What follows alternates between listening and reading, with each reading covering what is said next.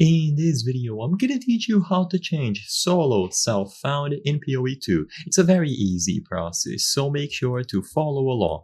You can change your SSF character into a standard one. This is referred to as migrating your character. So to do this, on the character select window, click on these lines here.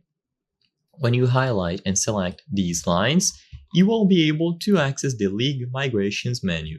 So in here, choose the parent league, standard, and you will notice that you will have the option to choose all of your characters or a specific one. So choose between one of these two options, either all or a specific one, and then select Migrate. Once you choose Migrate, you will get this warning: from Solo Self-Found League to Standard League.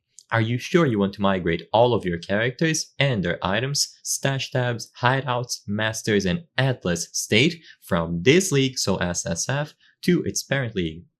If you are the leader of a guild, this will also migrate all of your guild's stashes. This operation cannot be undone. If you are okay, choose the option to migrate. And even though in this screenshot it is going to be migrating all, you should also be able to select a specific one if you don't want to migrate all of them. So to keep it simple, you click these three lines or two lines at the right side of the character select screen, highlight the character from this drop-down menu, and afterwards choose the migrate option. You will have the option here to double check if everything looks okay, and you either selected all or a specific character, then you can go ahead and proceed with the migration.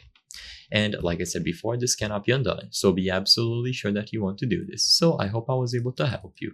As you can see, according to our channel metrics, 83% of the people watching our videos are not subscribed. So if this video helped you, please consider subscribing. It helps a lot. Thank you for watching, and I'll see you on the next video.